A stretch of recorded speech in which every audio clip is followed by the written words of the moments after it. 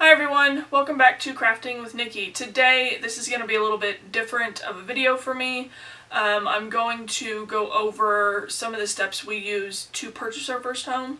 I had mentioned in my first video of the year that we had just bought a house and that I was getting everything ready at the house so that way I could film more videos. But I will go over just some of the steps and some of the tools that we use to purchase our first home, considering we didn't have a lot of money saved up and our credit wasn't perfect, which is fine, you can do that. So let's get started.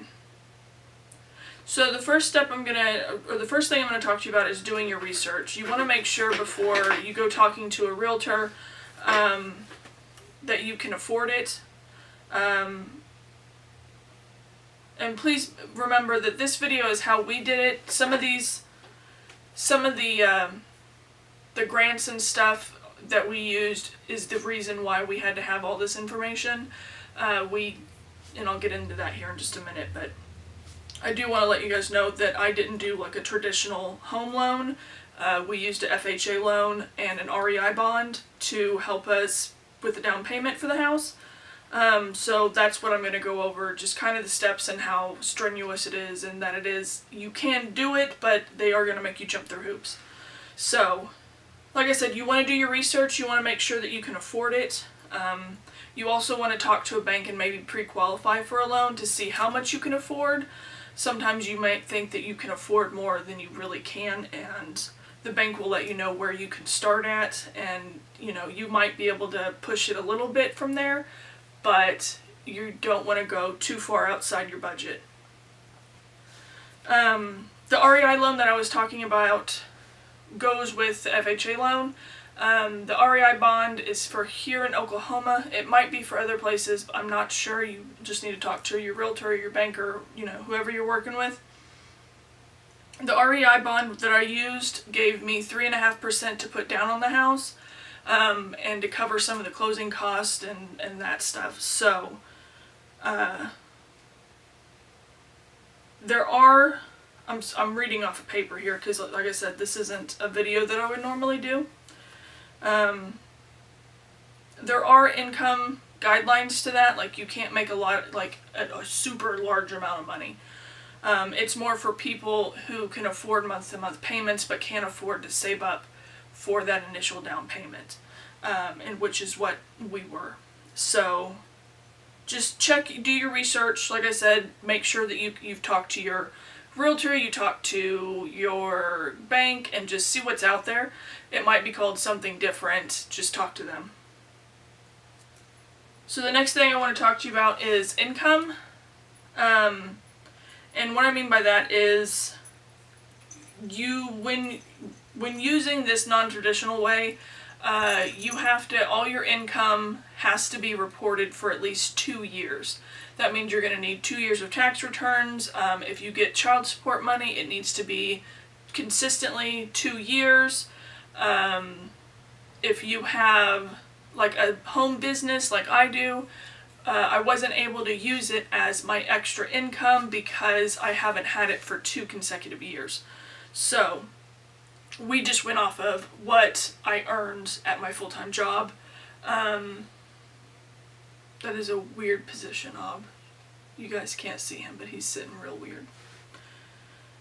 So after you've done your research and you can get your income and all that stuff, you can talk to your realtor and go look at houses and decide which one you want to put an offer in on. And that brings us to the third part that I'm going to talk to you guys about. Sorry. Which is putting in an offer.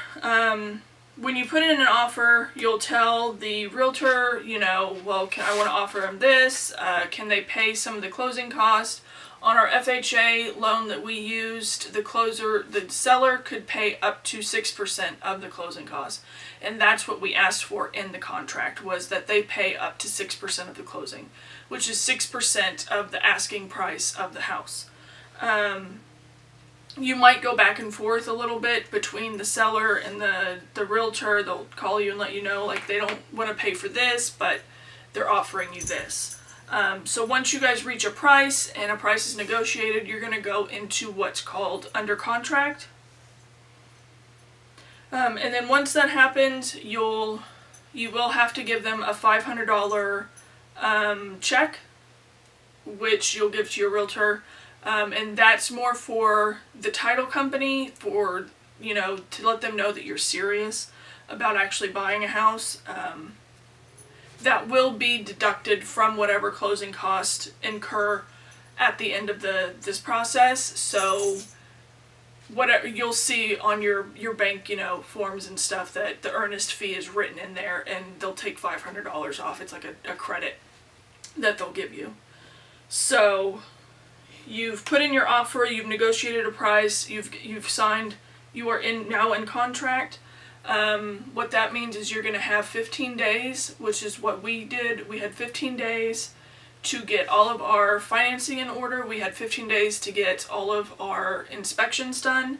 And then so within those 15 days, if anything were to happen, if something were to happen to you financially or anything, because things do happen, you could, call them and be like, look, we can't do this. And then you'll get that $500 earnest fee back within that 15 days. Or whatever time frame that you guys put on there. So within those 15 days, you will get your financing in order. You'll start all the process with that. The bank will talk to you and work with you. And like I said, get 2 years of your W-2s or your tax returns. They're also probably going to ask if you have a 401k. They're going to ask for statements on that. They'll ask for bank statements. They'll ask for check stubs from your place of employment. Whatever income you're receiving, they're going to want proof of it to see where it's coming from. And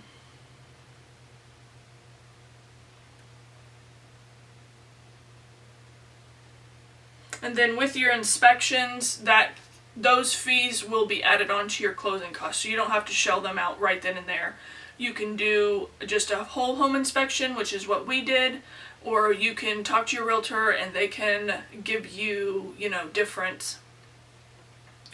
they can get you in contact with just a plumber and they can come out and just look at the plumbing. They can get you an electrician, all those different things.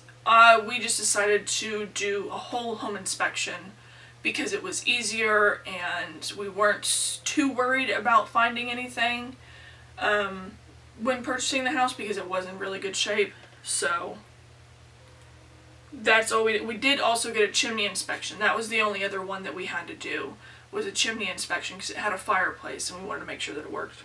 So after, when you're under contract and the 15 days are up, then it's more of just a waiting period to closing. Within those days between, after you're under contract and the closing date, you're going to want to get all your other stuff in order. All closing costs should be in your bank no less than 2 weeks prior to the closing date. That's kind of where I had messed up. I thought I could have it in there 5 days because I was kind of waiting on some of my income from my digital stores, and that kind of messed it up, and we ended up having to push our closing date back a whole weekend. But like I said, this is kind of just for the REI bond that we used. We had to jump through so many hoops to get that grant to help us pay for the down payment. Also, you should expect the unexpected. I was counting on additional fees to pop up, but I was not expecting. I ended up having to pay off a credit card because it was written, my credit to debt ratio was too high. I don't know what happened when prior to that I thought it should have popped up sooner, but it didn't, and it's fine. We got it taken care of, and I was planning on paying that off anyways, so it kind of worked out. I just paid it off a little bit earlier than I was wanting to. Is that it? I think so. So just do your research. Make sure you can afford it. Make sure you qualify. Check your income. Remember, 2 years or more is best to show that the bank that you're serious and that you're responsible. And work with your realtor on putting in an offer and negotiating the price and all that stuff. Then you'll go into contract, and then that's kind of just the stressful waiting period is just under contract. But once you go into closing, you're kind of in the clear, you're good to go, you'll sign the papers, the house will be yours, you can move in that day, which is what we did, because we did have to be out of our our home that we had been living in prior within a few days, just because we ended up having to push the closing date back. It kind of messed our moving plan up. So expect the unexpected, and just save up as much as you can. Work with your realtor, ask questions. I probably was afraid. I did a lot of Google research, but sometimes it's easier just to ask the person that is professionally doing this and ask them, like, hey, what about this? Like, is this okay? Are we good to go? Whatever questions you have as a first-time home buyer, just ask the questions. That's all I can say. So, So again, I want to thank you guys for watching this and letting me ramble for a little bit. I actually filmed this a couple of times and I just kept rambling and rambling. So I wanted to write down, that's why I kind of had the paper today. If you guys have any questions, you can feel free to ask. I'm not an expert on buying a house. Like I said, these are just the things that I learned from buying a house for the first time, and maybe they'll help you. So if you guys want to see more videos by me, go ahead and hit the subscribe button. I'm going to try and start filming more and getting new videos out and more crafting videos, because my craft room is almost done and it's super cool. So until next time, I will see you guys later. Take care. Bye.